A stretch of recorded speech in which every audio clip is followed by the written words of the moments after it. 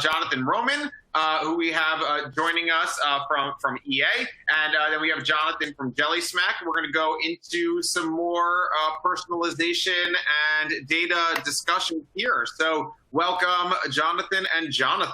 Jonathan squared. G squared. Oh, yeah. Thanks, David. Mr. Roman, good seeing you, my man. Yeah, same here. Awesome. Do you want to give a quick show on who you are to everybody watching? Sure. So just to kind of introduce myself, my name's John Roman. I'm heading up the marketing infrastructure, technology and operations team over at EA. So from where we sit, it's kind of like a centralized, I guess you could say, facility internally that works across all channel teams.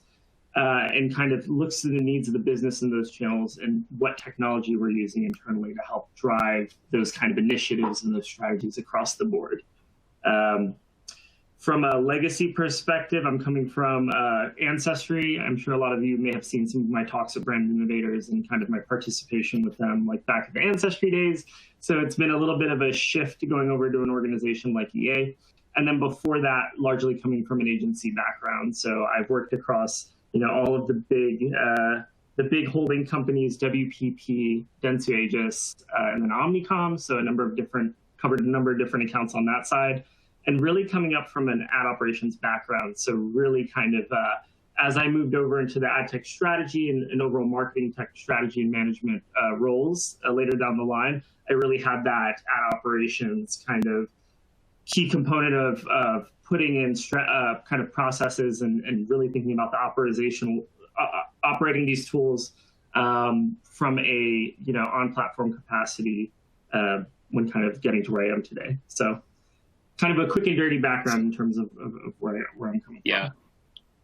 Awesome. Yeah, and we'll definitely get into a bit more of that, and we'd love to hear your take and your experience on everything that you've done, especially at EA, which is why we're here. But yeah, and really quick, I'm Jonathan Parkhideh. I've been in advertising and media for coming up on 15 years now. I am currently a advisor and gaming consultant at Jellysmack. Jellysmack is a social publisher that uses data-led insights to understand overperforming content across every social platform, using those insights to mass just the most engaged and some of the largest communities around gaming, beauty, and sports. Recently, for the gaming brand Gameology, we had taken the #1 spot on Facebook for the most video views within a month from any brand, which is pretty incredible. And generally, overall, we're hitting about 500 million views per month across 20 million active gamers.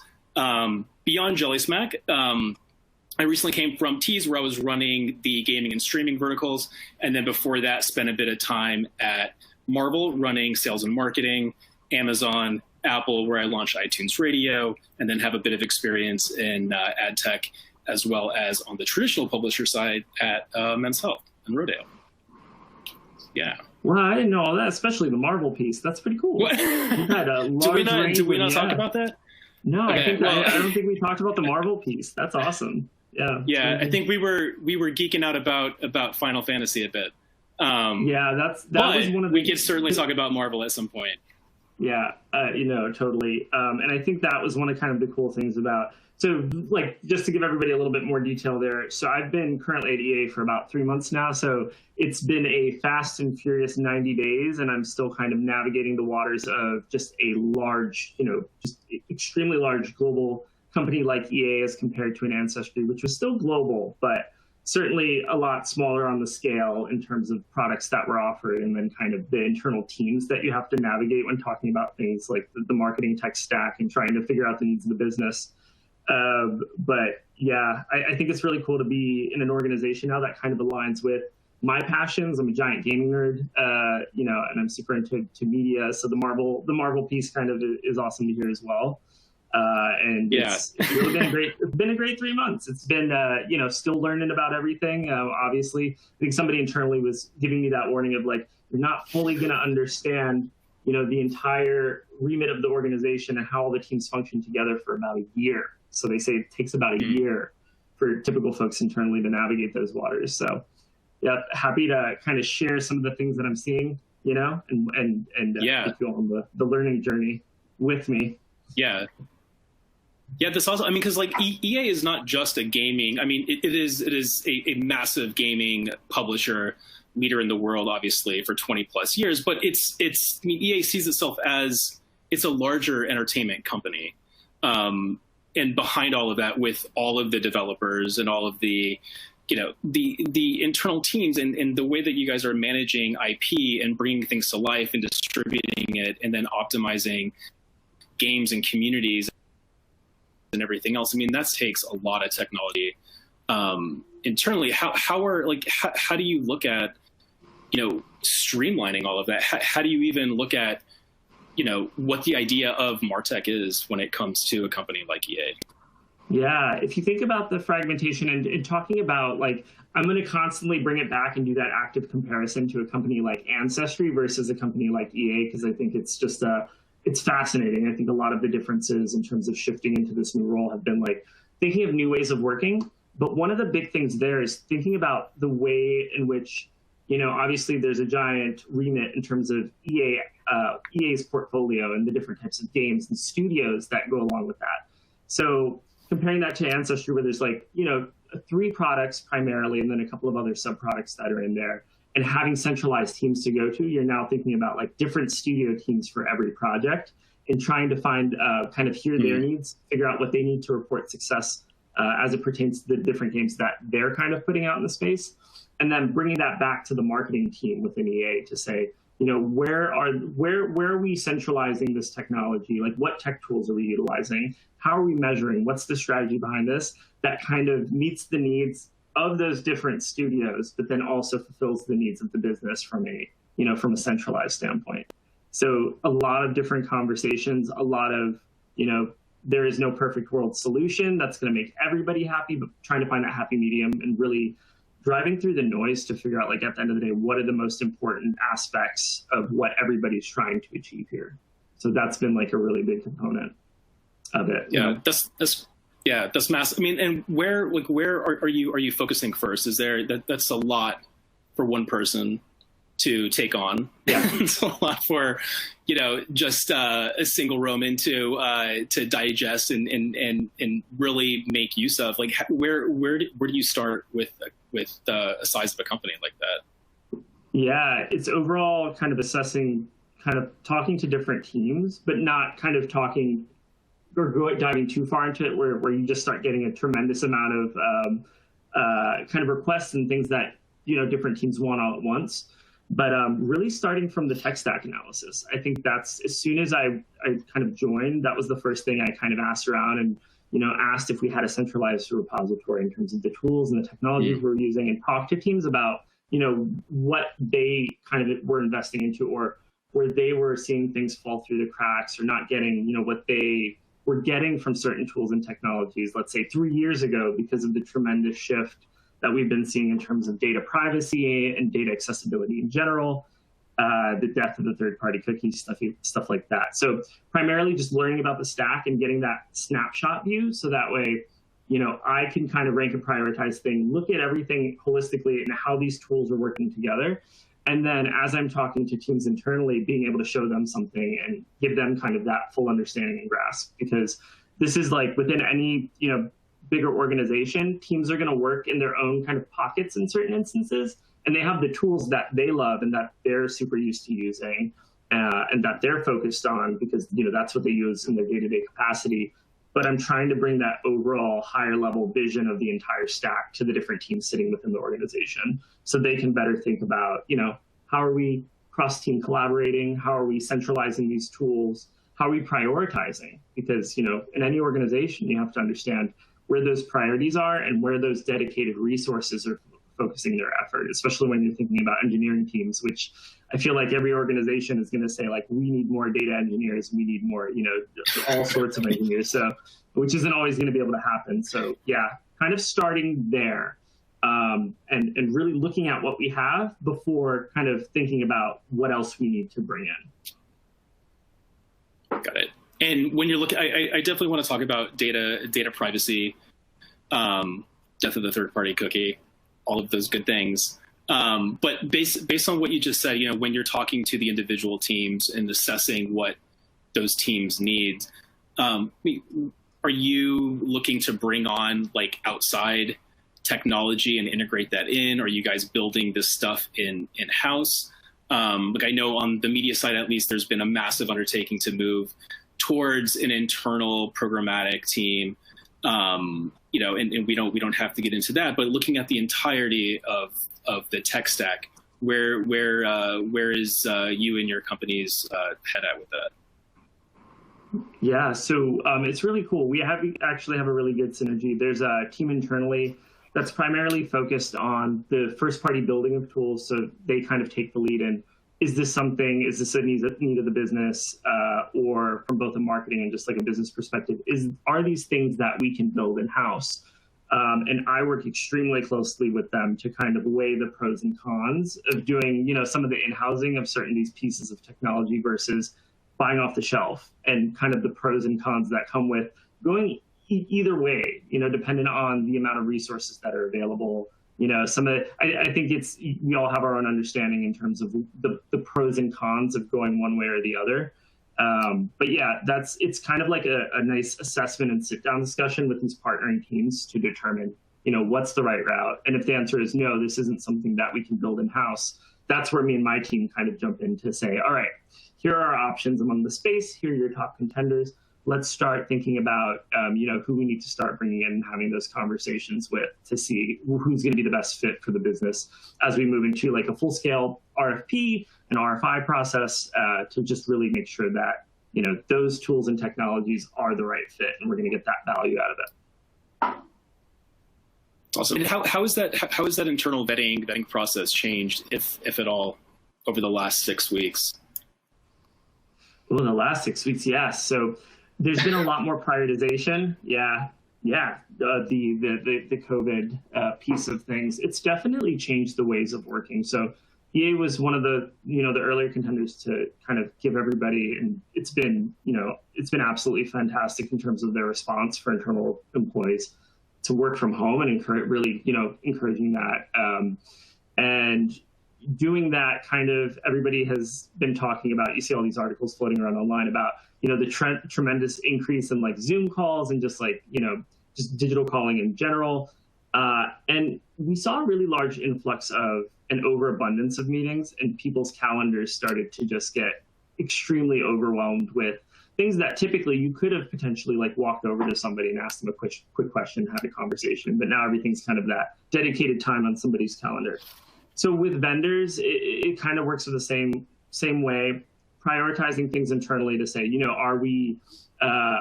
is this the most important thing to EA from a business standpoint, and certainly working with the different marketing channel teams to determine that prioritization. But then overall, those conversations that we are continuing to have with these vendors, they're becoming a little bit different in terms of the cadence. There's a little bit less of that, vendors coming in, that bit of a fluff period where you're building that relationship and getting to know one another, more to that kind of component of, we need the information. This is a little bit more of a condensed time frame that we're able to work with here. And these calls are more straight to the point. In often cases, I've started kind of providing guidelines in terms of what we're looking to get out of these calls, instead of how it may have been a little bit looser in the past, where it's just a little bit more casual, just because of the the time constraints and the amount of meetings that are on everybody's calendars, and of course coming together and like having to coordinate with different stakeholders to be in the room for those meetings. So definitely a lot of straight to the point, definitely a lot of just accepting that not everybody that needs to be in a meeting can always be in that, depending on their their differences in time zones. And then, but making sure you're giving them that information that's necessary for them to be an active part of the ad and marketing tech discussions. It's been really big. Yeah. Do you think that that's going to be something that is going to carry through after? I mean, nothing's going to return to normal, whatever that means anymore. But once things start to progress a bit, is that sort of approach, like the removal of the dog and pony show, focusing more on the technology, on what can actually be offered, on the real value versus sort of the fluff around it. Is that approach, are you finding that valuable now? Is that something that you want to see carry through? I'm sure there'll be a little bit more of that personal moment that comes back into the process as, like, you know, like you said, one day, who knows when that will be, when things kind of normalize a bit. And it's funny to talk about that, because I think in my mind, I'm still looking for a date. I'm still looking for like June 1st, everything will go back to normal. But in reality, even after we get some of these like shelter in place things lifted, there's going to be that like drawn out period of integrating back into normal society, which is, I think that's where it's like, how long is that going to take in general? But anyway, it's funny, because I think definitely a component of that will come back, but I think I am kind of taking some valuable steps away from that. Certainly more structured guidance in terms of when we bring these vendors in, but I, like anybody else, like a little bit of that, you know, that personalized experience and people coming into a room and building that, you know, relationship with your vendors and your partners across the board. I think that really adds a lot of value at the end of the day, especially when there's like kind of that trust component between these different parties. But yeah, I'm certainly dragging some efficiencies that are gained from, you know, the state we're in now, and I'm gonna be taking those with me into the future for sure. Yeah, that's awesome. Yeah, I mean, at the end of the day, everything that we're doing, it starts from and ends with a person and with an individual. And we are, however we're connecting with each other and whatever passions that we are sharing, whether it's, you know, interactive entertainment or gaming or sports or whatever it happens to be, we are still people. And it's interesting that, you know, that MarTech and AdTech tries to take that human element or sort of those human touch points and synthesize it into something that can be analyzed, that can be, I don't know, optimized or driven by some sort of AI or created tech. So it's interesting to see that not the reduction of the human touch to it, but that the human element kind of just has to be turned down a little bit now, but that there is, you know, a looking forward to turning back to that state a bit. And I do think that's important, especially as we look at consumers. I mean, like, you know, we were talking about data privacy a bit yesterday. Speaking of things ending with individual and with the consumer, how are you thinking about data privacy, and what are sort of those what are the main things within that massive realm that keep you up? Yeah, so it's really about like a kind of a two-tiered approach. First off, if you think about legacy technology that we're using internally, so thinking about things like our DMPs and like the different partners that we work with, and then certain pieces of measurement technology, it's really taking a look at and doing that assessment of how is data privacy regulation and kind of a truncation in the availability of user-level data and that large shift to first-party data, kind of first-party opted-in data ownership. How is that impacting the current use of the technologies that, you know, may have been an extremely valuable piece of the business 3+ years ago before we started seeing, you know, GDPR mandate kind of come up and up, and then certainly before things like CCPA and some of the other US-based data privacy regulation that's coming on the board. And all of these different providers in the space, all of these different partners and technologies taking these stances in terms of what data they want to ingest to protect themselves, and then also just kind of like just their capabilities, right? So it's taking a look at that and seeing, you know, how this is impacting our current technologies, and then kind of making the determination of, is this still the right vendor for us based off of how they're navigating these waters and where essentially what their technology was based off of from a data perspective, a data ingestion perspective, and a measurement perspective. And then if that's not the case, trying to figure out, you know, is this something that we can work with vendors to like think about more, or is this something that's just inherently not going to work based off of the back end, I guess, like structure and methodology of these pieces of technologies. And then certainly moving forward from like an onboarding process, any new partners that we're working with, and this has been a case from, you know, Ancestry to beyond on the agency side, data privacy has become, like from a legal standpoint, has become a large portion of these like vendor assessments, and then also just like the holistic onboarding process to be like, this is something that absolutely, it's not a nice to have. It's not like something else where you'd be willing to bend a bit when you're doing these full scale vendor assessments. It's something that like is mandatory. It's a minimum. Like you need to have these certain data privacy considerations in place and safeguards and all of these different standards that we require, both at EA and then Ancestry and like any other company. You know, lots of big brands are kind of, I would hope, we're in that same mindset. But making sure that that's actively part of the assessment, the onboarding, just like built into everything that we do from an onboarding standpoint. And that's kind of front of mind in everything that we do now. So that's been a really major shift in terms of how I've conducted like different vendor assessments in the space, like many years ago versus today. It's just there's a much larger lens and magnifying glass on that piece of things. Yeah. And do you think that that'll have a larger impact on how much of the tech is done in-house versus how much you bring in?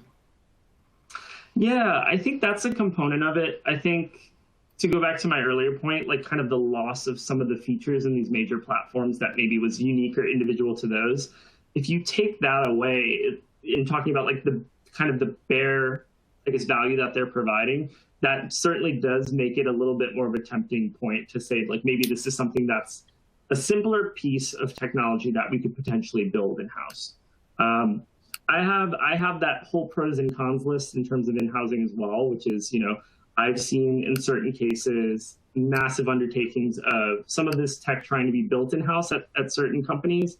And then the major stakeholders within the organization, you know, they leave one day or something happens, or, you know, and you're really left with internally it being up to you as an organization to figure out how to pick up those pieces and really continue to develop that tech, as opposed to like going with a third-party provider where it's, you know, that's on their behalf to like update that, to have those people in place to really provide that guidance in terms of how to best use that tech. So there are a lot of pros and cons there, but it certainly does kind of make us rethink about certain parts of the stack for sure, and if we can in-house those things. Yeah. And then when you're looking at, you know, building out what those teams are, I mean, what sort of skill sets are you looking for? Are they directly related to that section of the tech stack that you're building for, or are there some universal skill sets and considerations that you look for? Yeah, I think talking about like, I guess like my team towards the in-housing, you know, technical team, I think there are going to be a little bit of differences in terms of the variety of skill set. So I think from like a larger strategical standpoint, we are looking for people to sit on, you know, our larger MarTech strategy team that have that relevant background and understanding of certain key areas, you know, like attribution, data privacy, things like, you know, overall measurement, and then like, you know, some of your softer pieces of ad tech, audience segmentation, distribution, ad serving, all of that stuff, kind of those primary buckets that you see out in the space, and finding people with that relevant background knowledge. I always like to go with folk that not only know things from like a strategical perspective, but actually have worked in those platforms, because that's kind of my background, has been like really, you know, coming from an operations background where you're primarily thinking about things physically and how you're setting up campaigns and like all the importance of process and all of these things that go in between just having a piece of technology that is promising to do something. But how important usability of that technology is, how important the user interface is in certain cases. So on the other side of things from like building in-house, I think that's leaning more on like that technical skill set. So you're looking for your engineering groups, you're looking for, you know, all sorts of different engineers, your data engineers, you know, your UI engineers, if you're trying to build something with like an actual interface. And then certainly people with a little bit more of that like coding background, technical experience, I think. So for sure. But then also those like strategical drivers to understand really what makes up that component of technology. So going back to it, I think like I'm really excited right now. Teams internally, like having that synergy between those teams where it's like we have this really good working relationship of, you know, being able to sit down in a room and it's not an argument of like third party versus in-housing. It's more of that conversation where we come to an agreement and determine what is best for the company.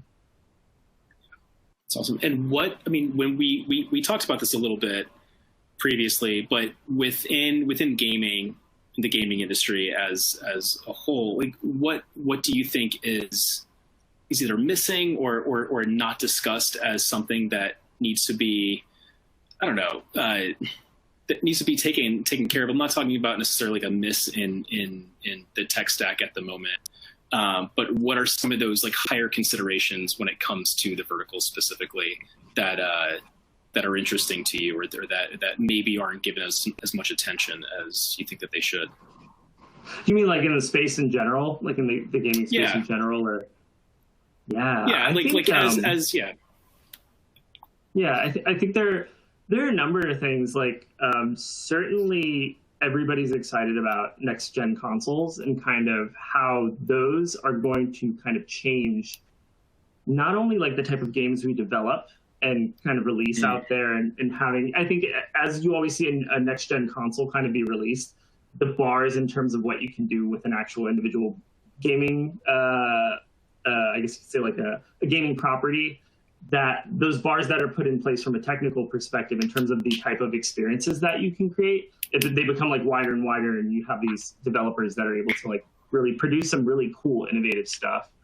But I think with that also comes the considerations of like, how are we measuring in certain environments, especially when we're talking about next generation, from a business perspective, to say how, if everything's web-based, it's fine for the moment, putting a pause on like too much looking down the pipeline in terms of how data privacy regulation is going to further impact that stuff.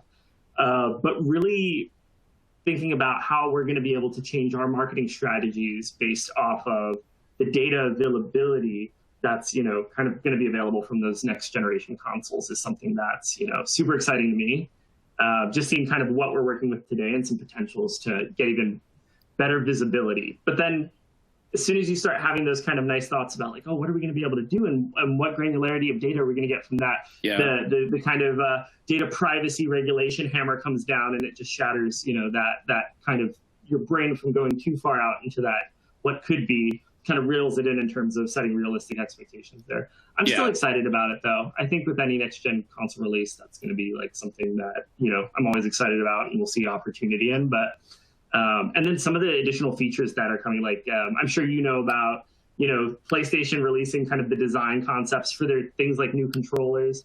And I don't know if you heard about this, but like the way that there's going to be like an AI component to kind of directing users into what kind of DLC they should be purchasing. So I think a really cool example I saw is like you're in a game and you're a user and you're having trouble defeating a specific boss, and then you'll be able to pull up statistics that kind of lead into a DLC shop that tell you, 70% of people that wanted to get past this boss maybe bought into this additional item or did this specific sort of tactic to beat that boss, which I think is a really cool concept, while still laying the ground of, making sure that players have that accessibility to have that information, but not require purchasing into something necessarily to go to the next level.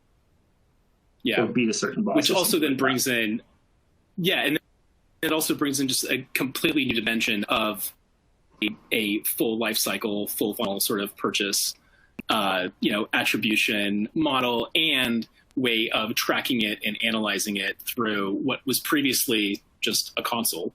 Now actually has the infrastructure and the data in place to support that. It's going to be interesting to see what comes of that. Yeah, for sure. I'm excited. We have the new console release dates. Is it 20? I think we're getting some by the end of. Was it the end of this year? Maybe it was like early next year. I think we'll get the PS5 this year for sure. Mm-hmm. Xbox is saying that we'll get theirs this year, but then it keeps on. They keep on vacillating between, we'll have some this year and some next year. Who knows? We'll see. The Last of Us 2 wasn't supposed to come out until next year. We're living in right now, right? That also adds another degree.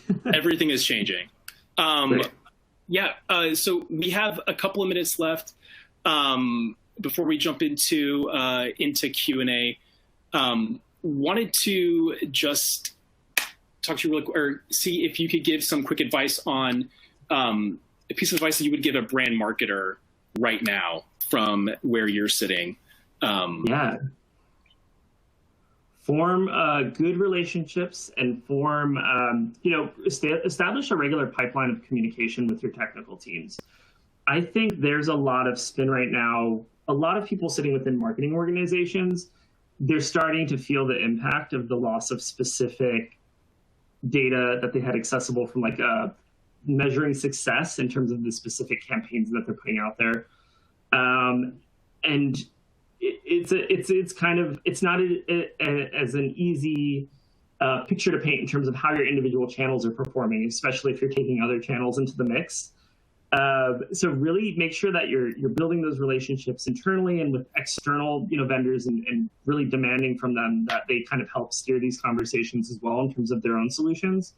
But understanding what you're experiencing now, why you're experiencing it.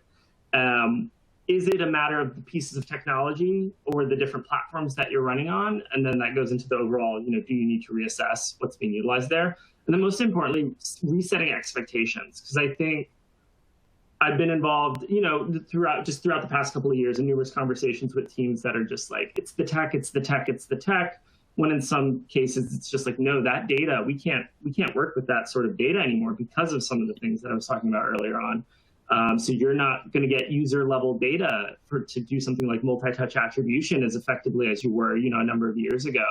So really making sure that there's an understanding and a shift in terms of success metrics and then ways that it's being reported to the overall business that what you're doing is being impactful to the organization in a way where, you're still making it work without being too reliant on something that may have been working really well 3-4 years ago. Got it. And as you're looking at those shifts, I mean, gaming has been a massive industry for a number of years. People are obviously talking about it now more than they have been at any other time. Just given that the hockey stick growth of this thing has just taken off more and is getting steeper and steeper. But gaming and interactive entertainment has held its own weight within the larger industry and on a global economic scale for a number of years. You guys are a massive part of that. Battlefield 6, for example, has just been announced to come out. When you're looking at and talking about doing things like evolving the tech stack and wanting to work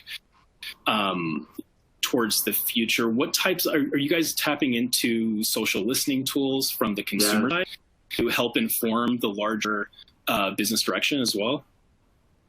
I think EA's done a really good job, like previously, kind of tapping into a lot of tools already to do that kind of share voice, and then also get a lot of feedback by just assessing data from different public forums. I think Reddit has been like a kind of a huge space that EA has been tapping into to gauge public sentiment, and has really been using that to shape kind of the development of some of their titles that maybe fans weren't super happy about at first because they felt, things like over monetization were happening.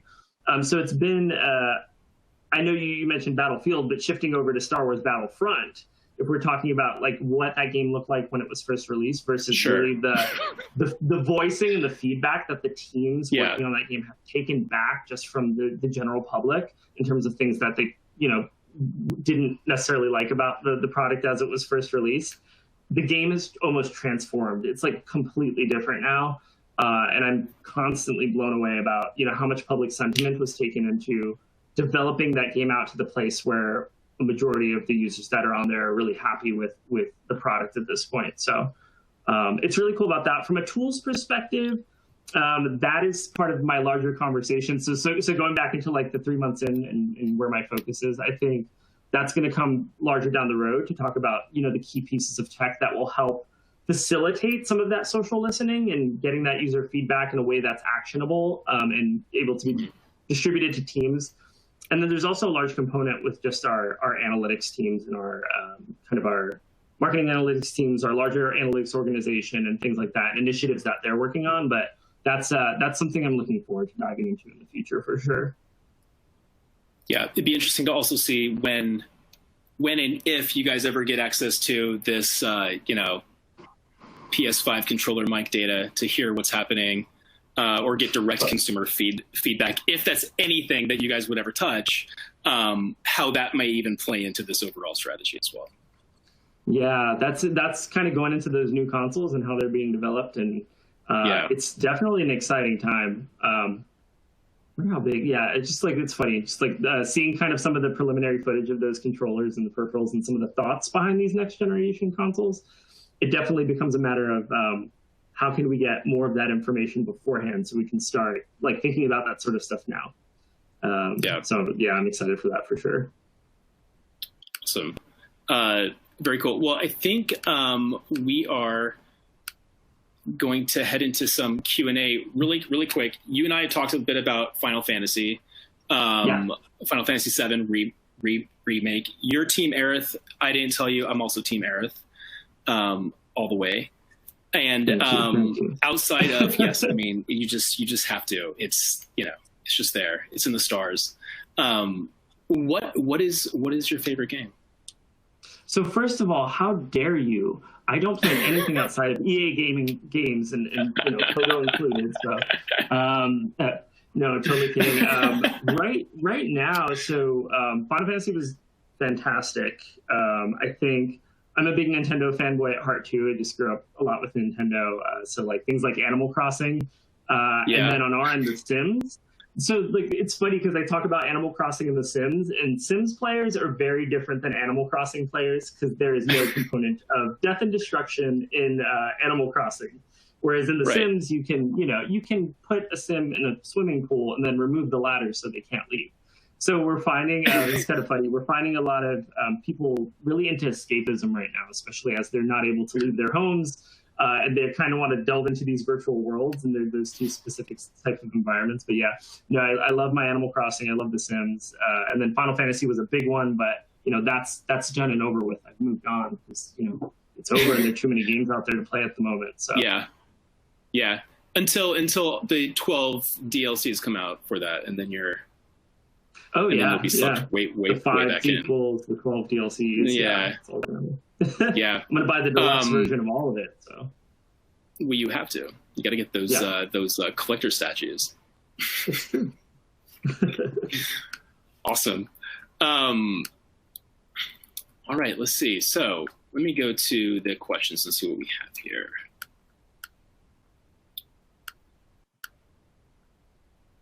Oh, David wanted to ask what skills you look for when hiring and building out a team. I believe we talked about that. Mix. Just to reiterate, mix of strategy, so really good strategical mindset, but also that technical capacity and platform experience. That's how I boil it down. Just to reiterate. Awesome. Just to reiterate, all good. Did you want to talk a bit more about data privacy, how you guys are viewing DMPs versus DCPs, etc.? Yeah, so I think in general, just like to talk about the view of like DMP versus CDP is like CDP. Yes. Yeah. So two pieces there. There's like kind of the component of you're hearing a lot and seeing a lot of articles about the shift to first-party data and how third-party data is becoming less and less. Well, I shouldn't say third-party data in general, but the collection and use of third-party data is becoming extremely more difficult.